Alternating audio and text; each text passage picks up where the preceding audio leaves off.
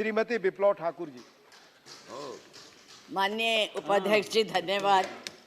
मैं ये राष्ट्रपति के अभिभाषण पर धन्यवाद प्रस्ताव के लिए खड़ी हुई हूँ, पर मुझे समझ नहीं आ रहा कि मैं धन्यवाद किस बात का करूं, कहां से शुरू करूं।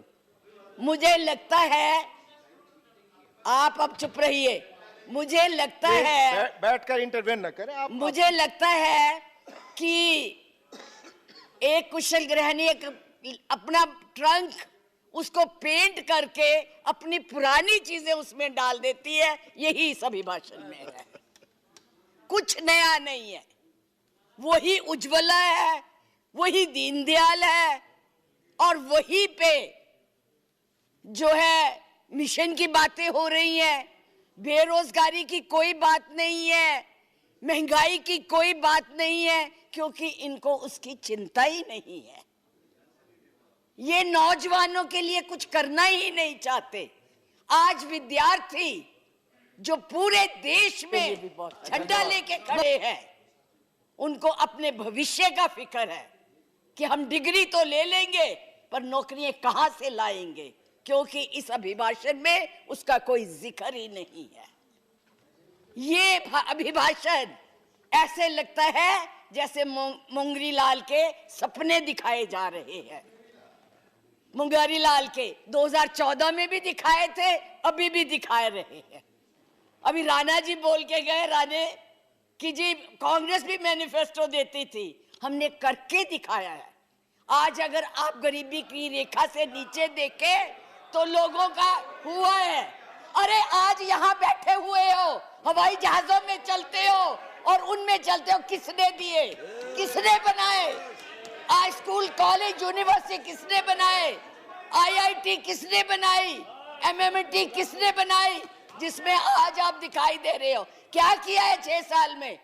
केवल भारत को तोड़ने की कोशिश की है, भारत को बांटने की कोशिश की है और कुछ नहीं किया है। मास वही करो। आज आप लोग इस देश को इस तरह से बांटना चाहते हैं। कुछ नहीं है, ना महिलाओं के लिए है। आज पूरी महिलाएं जो है इस चिंता में है कि हमारा भविष्य ठीक है, हम सुरक्षित है, वहां उनको कुछ दिया नहीं जा रहा। और मैं ये कहना चाहूंगी कि मैं पूछना चाहती हूं, क्योंकि आप बहुत इतिहास के बखे हुए हैं, मोहम्मद गौरी को किसने बुलाया था? किसने कहा था दिल्ली में आंख बंद करने के लिए? कौन जयचंद था? कौन जयचंद था? महाराणा प्रताप जब हल्दी की घाटी में लड़ रहे थे, किस राजा ने उसकी मदद की अकबर के खिलाफ में? बैठ जाइए, बैठो, चुप करके बैठो। सुनो मैडम, प्लीज आप चेयर को एड्रेस करें। मैडम प्लीज, इस तरह की भाषा ये। एक भील जाति के लोगों ने महाराणा प्रताप का साथ दिया था। कहां थे तब? आज बात करते हैं देश को आजाद कराने के लिए अहिंसा का पाठ पढ़ाया। आप क्या जाने अहिंसा, जो लाठी लेके तो ट्रेनिंग देते हैं, आज लाठी की जगह बंदूक और रिवॉल्वर आ गए हैं। और हमने सिखाया आपको अहिंसा, आपने सिखाया है जनता को हिंसा, नफरत। पर बोले, इधर बोले, और चेयर को एड्रेस करें प्लीज। आप चेयर को एड्रेस करें। और आज तो मैं उपाध्यक्ष जी देशद्रोही की भी परिभाषा पूछना चाहती। क्या है देशद्रोही की परिभाषा? किसको देशद्रोही कहते हैं? मुझे याद है जब कम्युनिस्ट पार्टी ने भारत की आजादी को नहीं माना था, 4 साल के लिए बैन कर दी थी, लेकिन उनको देशद्रोही नहीं कहा था। नेहरू ने, सरकार ने देशद्रोही नहीं कहा था। पंडित नेहरू के खिलाफ लोकसभा में वाजपेयी जी बोलते थे, उनको देशद्रोही नहीं कहा था। आज कोई भी आपके प्रधानमंत्री के खिलाफ, आपके गृह मंत्री के खिलाफ, उनकी नीतियों के खिलाफ बोले, वो देशद्रोही हो गया है। उनको जेल में डाल दो, उनको पकड़ लो। 6 साल के बच्चों को भी नहीं आप तो छोड़ रहे, आप क्या करेंगे? आपके पास ना तो कोई कार्यक्रम है, ना आपके पास भारत के लिए कोई नया सोच है, कुछ नहीं है। केवल एक सोच है कि कैसे इस देश को तोड़ा जाए। 70 साल में उपाध्यक्ष जी हमने पाकिस्तान का इतना नाम नहीं लिया था जितना ये 6 सालों में ले रहे हैं। हमारी महानायिका ने पाकिस्तान के 2 हिस्से कर दिए थे, बांट दिया था, और ये आज पाकिस्तान के नाम से डरा रहे हैं और वैसे कहते हम बहुत मजबूत है। हर बात के लिए पाकिस्तान, हर बात के लिए पाकिस्तान। क्यों भाई, क्या है वो? आपका कुछ लगता है? हाँ, जरूर लाहौर में जरूर बिरयानी खाने गए थे, कांग्रेस नहीं खिलाती, बिना बुलाए गए थे, और आज बात करते हैं। किसकी बात करते हैं? मैं ये कहना चाहूंगी कि इस भारत को मत तोड़िए।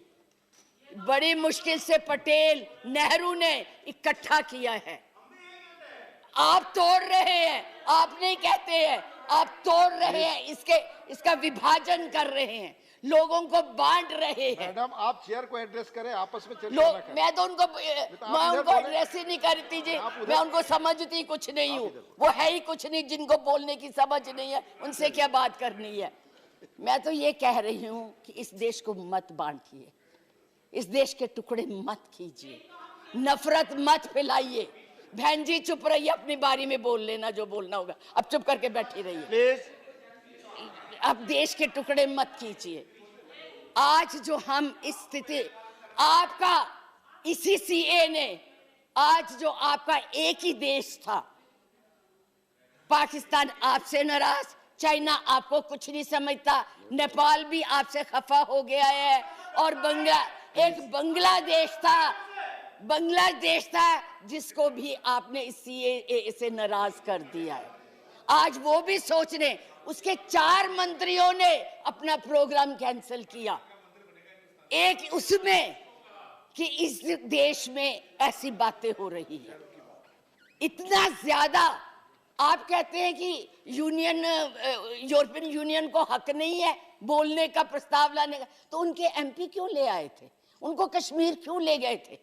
आपने खुद उनको इनवाइट किया है, आपने खुद इसको इंटरनेशनल बनाया है, आपने खुद इनको, दूसरे लोगों को इसके ऊपर दखल देने के लिए बुलाया है, और उन्हें नहीं बुलाया। जब तक हमारी सरकारें थी किसी की हिम्मत नहीं पड़ती थी हमारे देश की तरफ देख ले। आप लोगों ने किया है ये सब, अपनी करतूतों को छुपाने के लिए उन लोगों की मदद ले रहे हैं। आपके पास कोई प्रोग्राम नहीं है, आपके पास कोई कार्यक्रम नहीं है, केवल एक कर्म है कि गोली से उड़ा दो जी, मार दो जी, खिला दो जी, यही आपकी यही आप करने जा रहे हैं। इसलिए मैं आप लोगों से कहती हूँ कि इस देश को मत बांटिए, इस देश की एकता को बनाए रखिए। इस देश में जो भी यहाँ है, आज वो सदियों से रह रहे हैं, अभी नहीं आए हैं। अब पाकिस्तान और बांग्लादेश, अरे भाई वो तो है ही इस्लामिक कंट्रीज, उनके बारे में क्या बोलना है? हम तो सेकुलर, हम तो धर्म को मानते हैं। किस धर्म की बात आप करते हैं? किस राम की बात करते हैं जिसने अपनी मर्यादा को रखने के लिए जनता की बातें सुनी थी? उस जनता की बात सुन के उसने सीता को वनवास भेज दिया, और आप लोग बात तक नहीं करना चाहते। किस राम राज्य की बात करते हैं? किसको पूजते हैं आप? मंदिर बनाइए, जरूर बनाइए, लेकिन उनके आदर्शों को भी मानिए, उनकी बताई हुई बातों को भी मानिए। सिर्फ केवल कहने से बात नहीं बनती है, ऊंचे ऊंचे भाषण देने से नहीं बात बनती है। इसलिए मैं यही कहूंगी कि इस देश को मत बांटिए, एक रहने दीजिए, ये नफरत मत फैलाइए। ये आपके लिए भी और हमारे लिए भी बहुत धन्यवाद।